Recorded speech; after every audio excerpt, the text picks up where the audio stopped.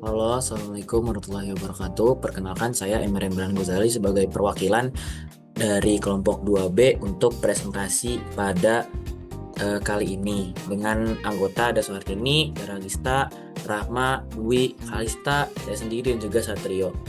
Nah, jadi pada presentasi kali ini saya akan membahas tentang laporan penentuan produktivitas primer menggunakan metode oksigen, yaitu PP oksigen. Nah, jadi di sini ada latar belakangnya, yaitu produktivitas primer menggambarkan kemampuan organisme autotrof seperti fitoplankton dalam melakukan fotosintesis untuk menghasilkan bahan organik dan juga oksigen. Nah, dari oksigen hasil fotosintesis ini, yaitu dia berperan penting dalam memproses respirasi organisme perairan serta menjaga keseimbangan kimiawi untuk ekosistem tersebut. Untuk mengukur produktivitas tersebut, itu kita menggunakan metode botol terang dan juga gelap, di mana air yang mengandung fitoplankton diinkubasi dalam dua kondisi berbeda. Nah, botol terang menunjukkan peningkatan oksigen karena fotosintesis, sedangkan botol gelap menunjukkan penurunan akibat respirasi. Selisih kadar oksigen terlarut DO dari kedua botol tersebut menjadi dasar dalam penentuan produktivitas primer perairan. Dengan demikian, dari pengukuran DO dapat memberikan gambaran tentang tingkat produktivitas dan kesehatan ekosistem secara akuatik dan juga secara keseluruhan. Nah, di sini metode yang kita gunakan ataupun waktu dan tempat, yaitu praktikum produktivitas primer oksigen dan cahaya itu dilakukan pada Sabtu 27 September 2025 dari jam 6 pagi sampai jam 6 malam WIB di Laboratorium Biologi Mikro 1 dan Kolam Percobaan Departemen Manajemen Sumber Daya Perairan Fakultas Perikanan dan Ilmu Kelautan IPB University. Oke, lanjut. Nah, di sini alat bahan yang digunakan ada alat terlebih dahulu, yaitu ada botol gelap dan juga terang, ada tali rafia, ada deometer, terus ada pipet volumetric, terus ada buret, dan juga ada gelas beaker ya. Terus juga dari bahannya ada air dari sampelnya, terus ada MnSO4, terus ada NaOH plus Kl, terus ada H2SO4, dan juga ada dari si indikator yang kita gunakan, terus ada Na2S2O9. Nah, selanjutnya itu ada prosedur kerjanya, yaitu di sini kita menggunakan analis DO, yaitu metode gelap terang, di mana langkah yang pertama kita lakukan yaitu dengan menyiapkan botol yang kita gunakan, yaitu ada botol inisial 2 dan juga gelas 1. Dan setelah itu kita melakukan terhadap botol. Setelah itu kita mengambil sampel, dan setelah kita mengambil sampel, kita harus menginkubasi sampel tersebut. Setelah itu, kita melakukan analisis DO awal, dan setelah melakukan DO awal, kita melakukan analisis dari si DO akhirnya itu.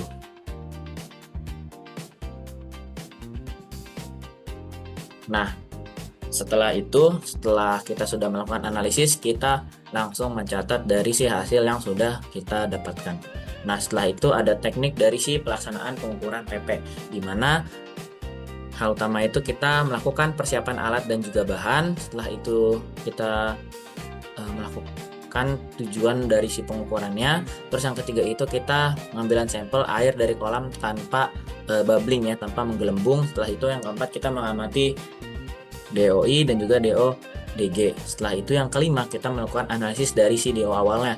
Yang keenam kita menggantung botol dalam perairan pada kedalaman tertentu. Yang ketujuh setelahnya kita melakukan yaitu pengukuran DO pada botol gelap dan juga botol terang. Setelah itu kita melakukan analisis DOI dan juga DODG. Setelah itu kita melakukan analisis lagi pada DO awal ya. Kita melakukan titrasi. Setelah itu kita melakukan pelaksanaan inkubasi. Nah, yang ke-11 kita melaksanakan analisis selama inkubasi tersebut, dan ketika kita sudah melakukan analisis, kita harus mencatat data analisis yang sudah kita dapatkan.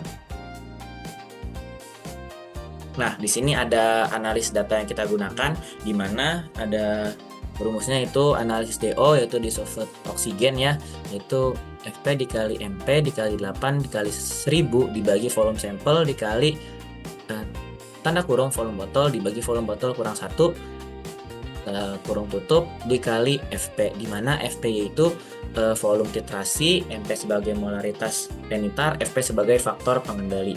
Nah, di sini juga kita ada analisis data terhadap GPP, di mana itu L dikurangin D, di mana L itu adalah botol light, botol terang, dan D itu botol dark atau botol gelap. Nah, di sini ada juga net primary production ya atau NPP, di mana kita dengan menghitung yaitu L dikurangin I, di mana L itu adalah botol terang, itu botol light, dan juga I itu dia adalah botol inisial.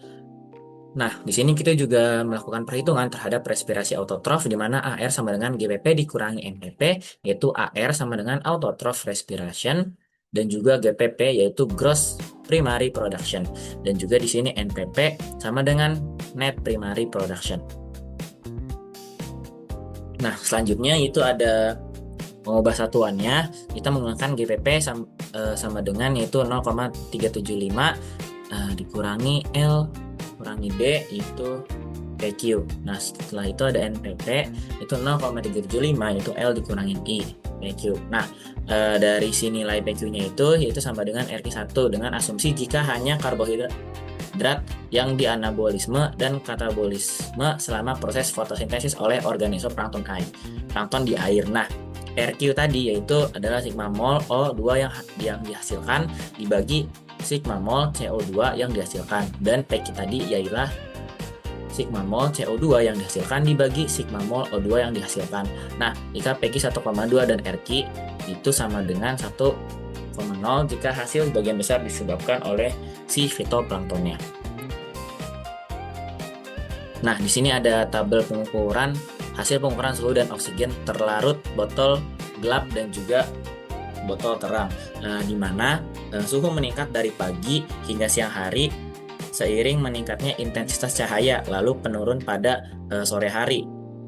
Dan juga nilai DO pada botol terang lebih tinggi dibandingkan botol gelap, yang menunjukkan bahwa proses fotosintesis menghasilkan lebih banyak oksigen dibandingkan respirasi. Di sini kita juga bisa melihat ya, misalkan dari si jam pengamatannya jam 6, jam 9, jam 12, jam 15 ada penurunan pada sore hari yaitu di suhu. Nah, terus di sini ada dari grafiknya yaitu perbandingan suhu terhadap waktu pengamatan dan juga perbandingan DO waktu inisial gelap dan juga terang. Nah, di mana grafik suhu menunjukkan pola peningkatan hingga siang hari dan sedikit penurunan pada sore hari seperti tabel, dan juga grafik DO itu menunjukkan perbedaan jelas antara botol terang dan juga gelap, di mana botol terang memiliki DO yang lebih tinggi karena aktivitas fotosintesis.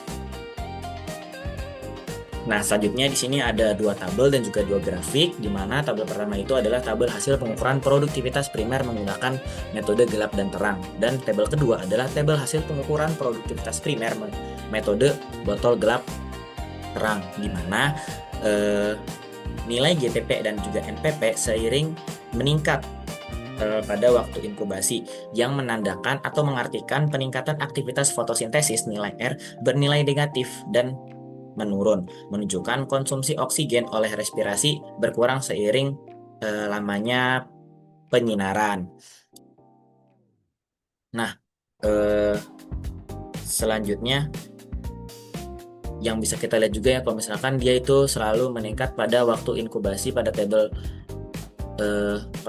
seperti inkubasi jam itu ada 3 jam ketiga, terus yang udah 6 jam, terus udah 9 jam itu selalu meningkat. Dan juga ini ada grafik perbandingan GPP, NPP, dan R yaitu mgN-O2 untuk L, dan juga grafik perbandingan GPP, NPP, dan R mgC per L.